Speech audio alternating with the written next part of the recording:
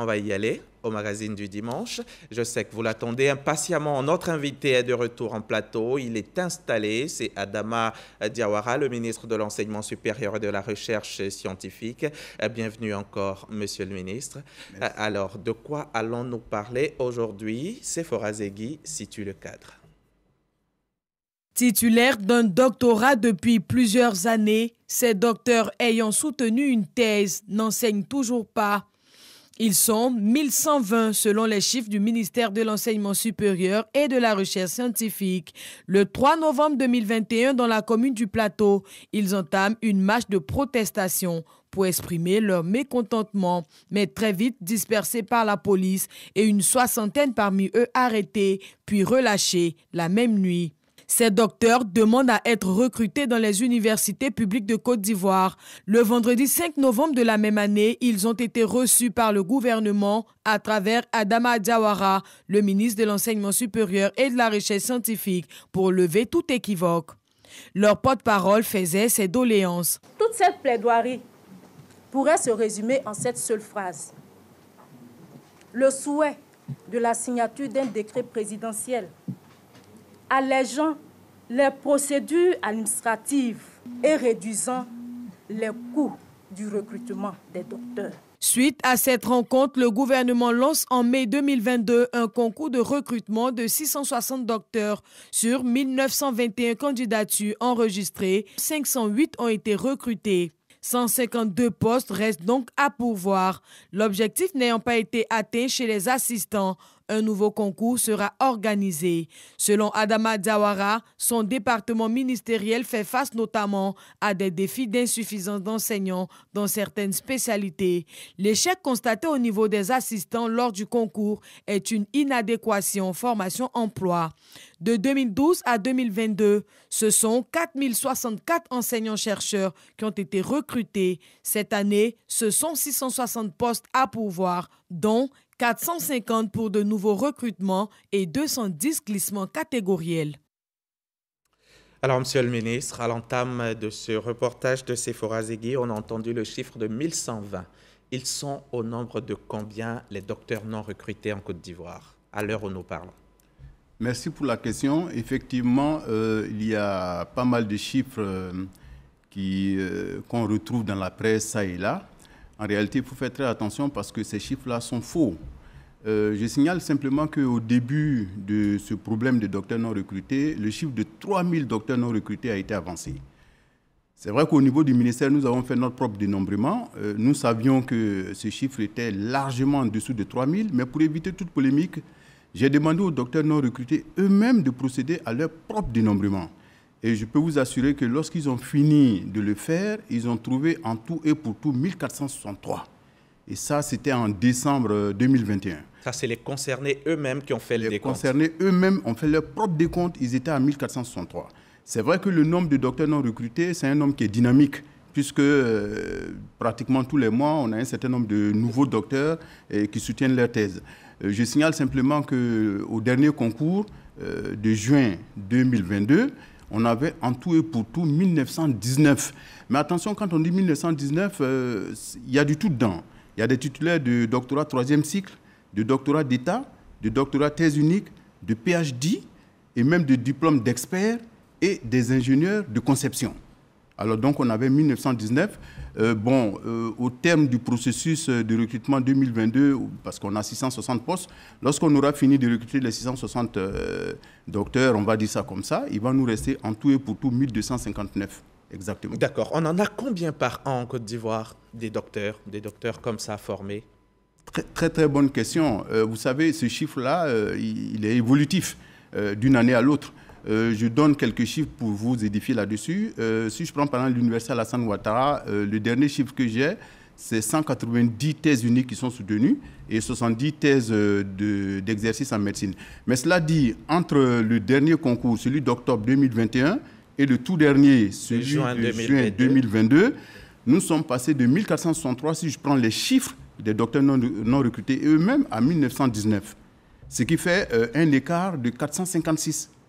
456, soit environ 76... Toutes les universités confondues. Ah oui, toutes les universités confondues. Et toutes disciplines confondues, évidemment. Parce que quand on dit docteur non recruté, il ne s'agit pas que des docteurs en médecine. Bien c'est sûr. des docteurs, toutes disciplines confondues. D'accord. Et combien d'entre eux sont recrutés chaque année par la fonction publique? Mais c'est là qu'il faut tirer le chapeau au président de la République, son Excellence M. Alassane Ouattara, parce que je signale que, pour édifier les uns et les autres, par exemple, en 2006-2007, bien avant l'arrivée du président Ouattara au pouvoir, on avait un chiffre de 167 recrutés. Tous les ans? 167 recrutés. Non, là, c'était le chiffre le plus élevé d'ailleurs, si on prend le régime précédent. Mais depuis l'arrivée du président Ouattara au pouvoir, de façon moyenne, on a entre 400 et 450 recrutements nouveaux et contrats, auxquels il faut ajouter en moyenne 150 glissements catégoriels, ce qui nous amène à 550 à 600. Alors, exemple typique, hein, en 2021, il y a eu 610 postes et en 2022, 660 postes. Je peux vous Là assurer, aussi, ça évolue. Ah oui, je peux vous assurer que nous battons le record parce qu'il y a des pays de référence en Afrique de l'Ouest qui ne recrutent qu'entre 100 et 150 docteurs chaque année. La Côte d'Ivoire bat absolument le record. D'accord. Donc 450 recrutés par an par la fonction publique. Plus que ça, plus les glissements catégoriels. Plus les glissements catégoriels. Que vous allez nous expliquer d'ailleurs. Qu'est-ce qu'il faut entendre par glissement catégoriel? En fait, il y a ce que nous on appelle les recrutements nouveaux, c'est-à-dire que les nouveaux docteurs qui ont l'âge d'intégrer la fonction publique, je signale que l'âge maximum pour passer le concours d'assistant, c'est 45 ans. Ceux donc qui remplissent les critères d'âge, bon, eux, ils rentrent par recrutement nouveau. Maintenant, vous en avez qui ont dépassé l'âge de rentrer à la fonction publique, eux, on leur réserve les contrats. Et ensuite, vous avez des fonctionnaires qui sont déjà en activité, qui ont donc un numéro matricule, qui sont à la fonction publique, mais qui, entre-temps, ont eu un doctorat et qui aspirent à devenir assistant chef de clinique ou attaché de recherche. C'est en ce moment qu'on parle de glissement catégoriel. Tout à fait. Donc, est-ce que vous avez obligation de recruter tous ceux qui sortent, tous ceux qui obtiennent leur doctorat? Absolument pas. Dans aucun pays du monde, cela existe.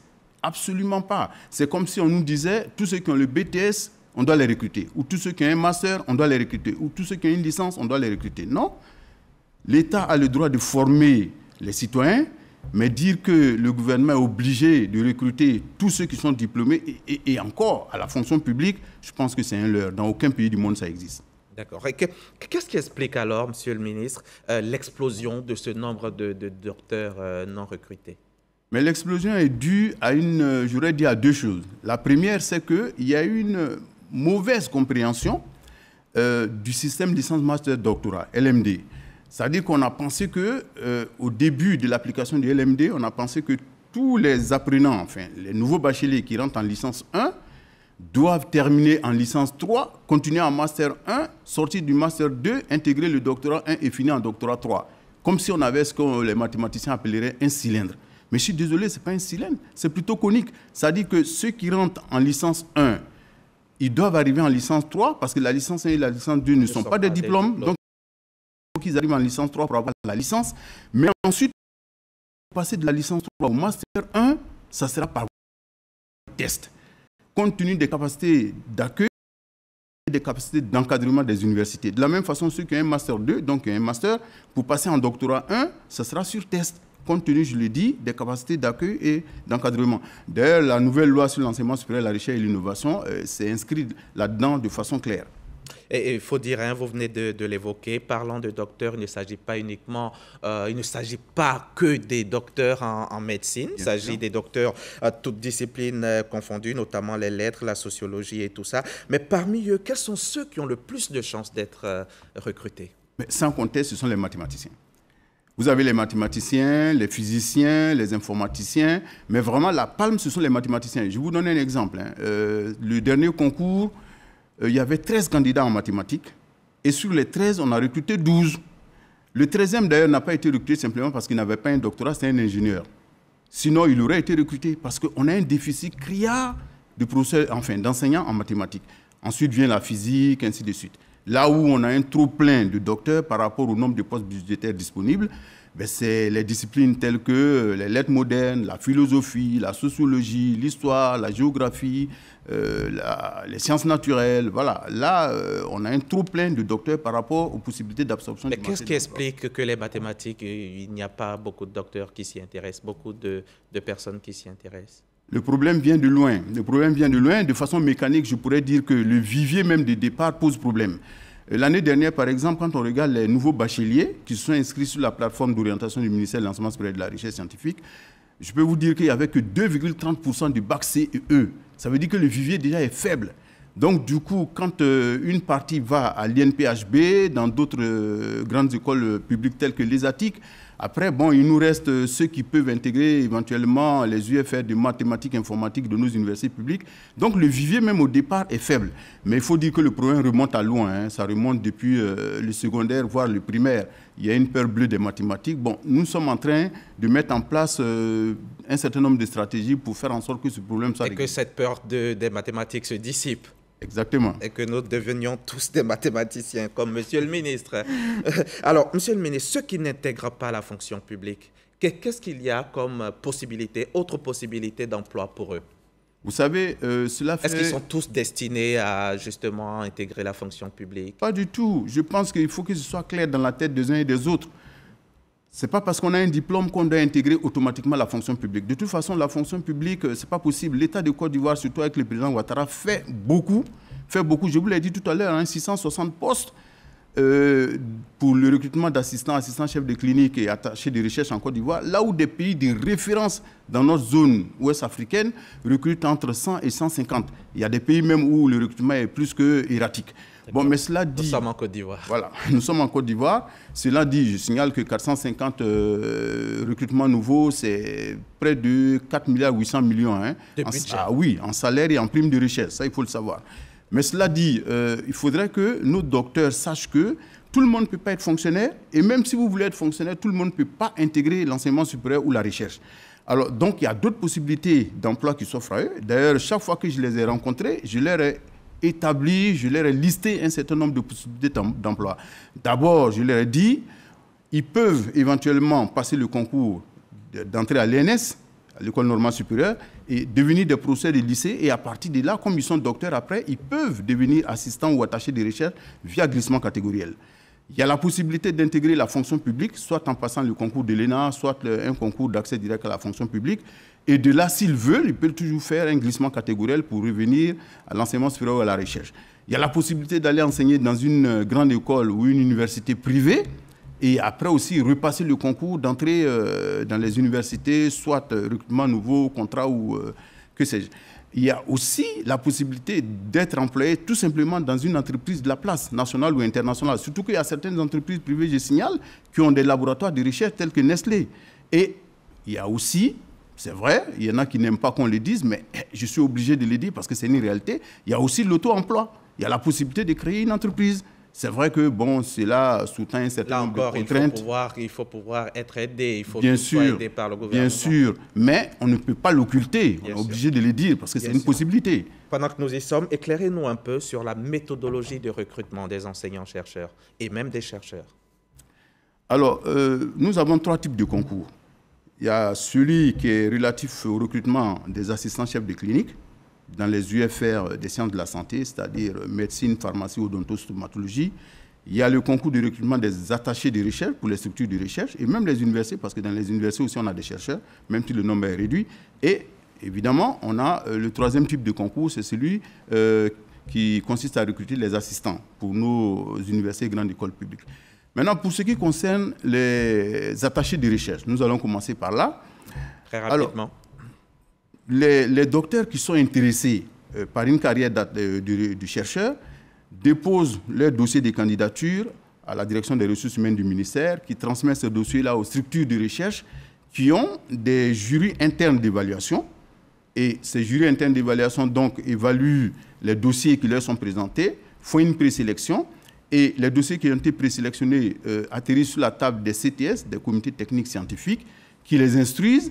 Et après, les résultats de leurs travaux sont transmis au comité national scientifique, qui, en dernier ressort, juge de la recevabilité de ces dossiers-là. Je signale par exemple qu'en 2022, on avait en tout 180 dossiers au départ. 46 ont été présélectionnés dans les structures. Et sur les 46, la session conjointe Commission nationale de recrutement des enseignants du supérieur et Comité national scientifique a finalement retenu 40 dossiers. Donc sur 46 au départ. Bon, ensuite, pour les assistants chefs de clinique, là également, bon, je prends par exemple ceux qui sont en médecine. Ils font d'abord le doctorat d'exercice de médecine au bout de 7 ans. 1 an à l'école préparatoire des sciences de la santé et 6 ans, disons, dans les UFR des sciences de médecine, si on peut le dire comme ça. Il y a Cocody et puis à Boaké. Ça leur fait donc 7 ans, mais au bout du premier semestre de leur 6e année, ils passent le concours d'internat. Alors là, ils vont faire au minimum 4 années en internat. C'est ceux-là qui peuvent postuler au poste d'assistant chef de clinique. Et en ce moment, ils sont évalués par des jurys internes, d'abord qu'on appelle des jurys de discipline, sur 4 segments. Il y a une épreuve écrite, une épreuve orale et une épreuve pratique, plus la clinique. Voilà. Et après, maintenant, les résultats donc, des jurys de discipline sont soumis à l'appréciation d'un jury général qui, en dernier, ressort statut. Mais au niveau des assistants, là, il y a eu une innovation depuis 2022, compte tenu d'un certain nombre de limites qu'on avait dans l'ancien système. Ce qui fait qu'aujourd'hui, les candidats sont évalués sur 3 segments. D'abord, il y a une épreuve écrite qui porte sur les unités d'enseignement fondamentales de licence 1 et licence 2, quoique cette année, ils n'ont été interrogés que sur les UE fondamentales de licence 1, puisque de toute façon, après, ils vont enseigner en première, deuxième année de façon générale, plus les cours de spécialité. Et ensuite, il y a, ça donc leur permet d'avoir ce que j'appelle une note N1. Ensuite, ils sont évalués sur ce qu'on appelle les projets pédagogiques et de recherche. Ça consiste à nous dire s'ils sont recrutés, qu'est-ce qu'ils peuvent faire comme cours et quels sont les grands chapitres de ces cours-là. Ça, c'est le projet pédagogique. Et le projet de recherche, s'ils sont recrutés, qu'est-ce qu'ils peuvent faire comme travaux de recherche dans leur laboratoire. La note N2. Voilà, ça fait la note N2. La moyenne des deux fait la note N2. Et ensuite, ils vont en audition, ils passent devant un jury thématique qui leur pose des questions sur leurs travaux de thèse. Et ça donne une note N3. Et après, on sort une moyenne pondérée, 40% de la note N1, plus 40% de la note N3 et 20% de la note N2. Et à partir de cette note pondérée, on les classe. Et le nombre qui est, disons, recruté correspond aux possibilités, enfin, au nombre de postes budgétaires, voilà, au nombre de postes budgétaires ouverts dans la mention dans laquelle le candidat a compétit. Bien sûr. On parle de 508 docteurs recrutés en juin dernier, en juin 2022. Oui. 508 sur 660. Ben, c'est aussi simple que ça.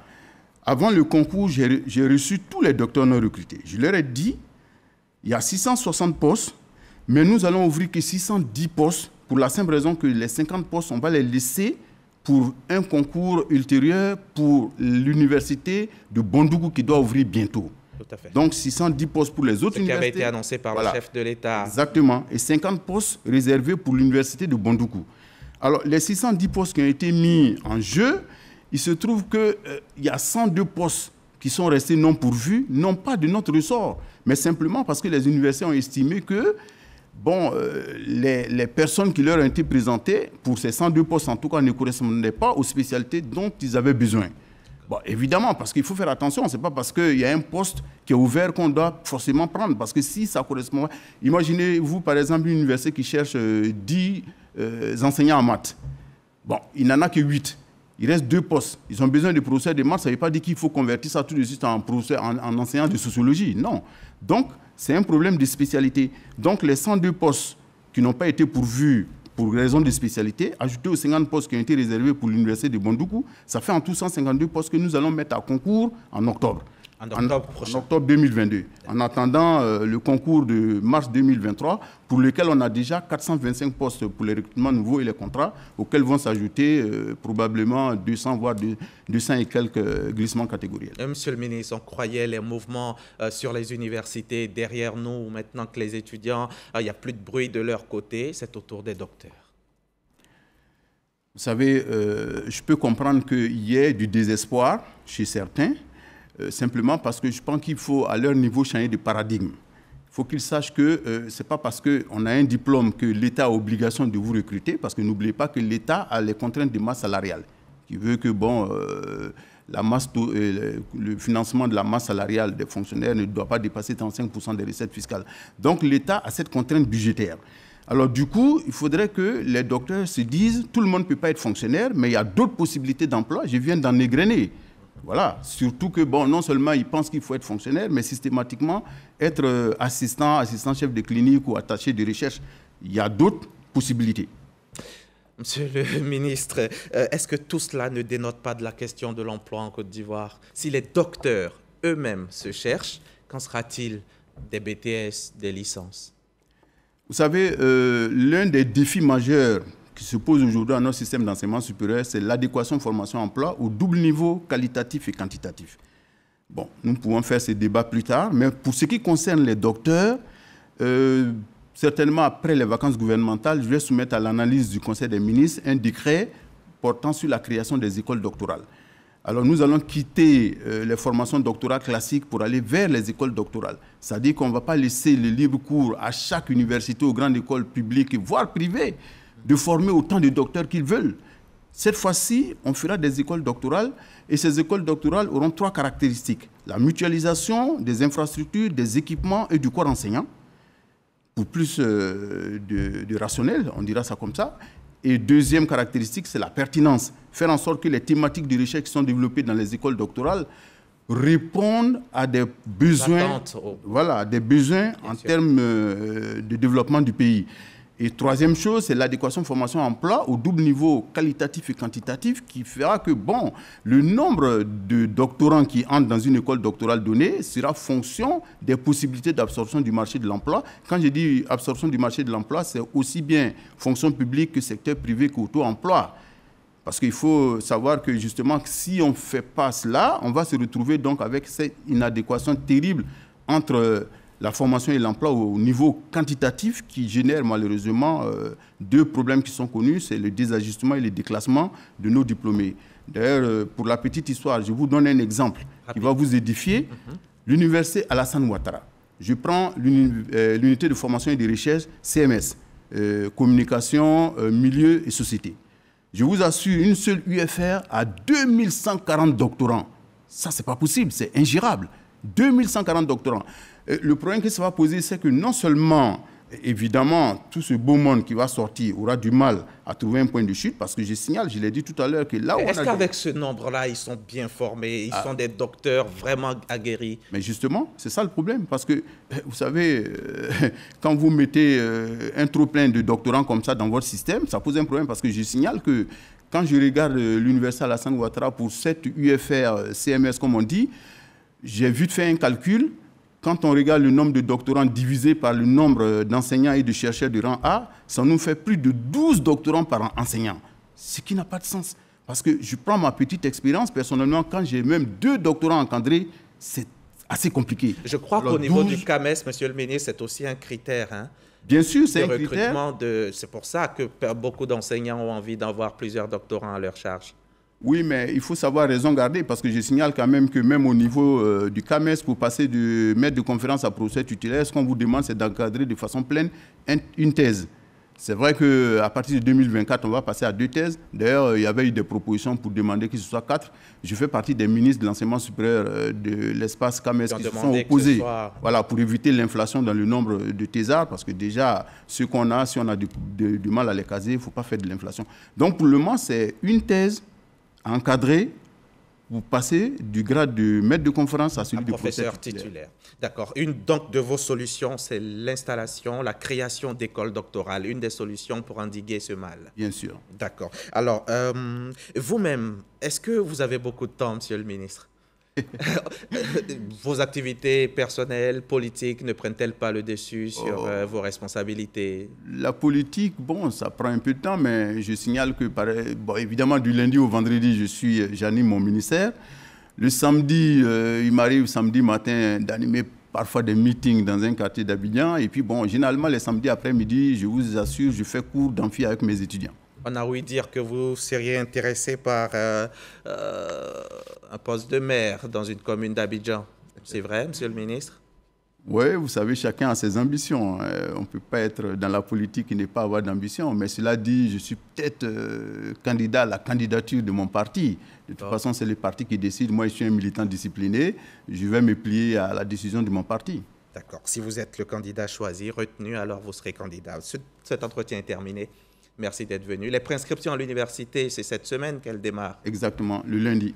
Demain, en tout cas pour les universités publiques. Pour les universités. Parce que le privé, ça sera après, compte tenu de l'évaluation des établissements privés, puisque le nombre de bacheliers affectés dans les établissements privés sera fonction des notes des établissements. Il y aura un facteur de proportionnalité. Merci.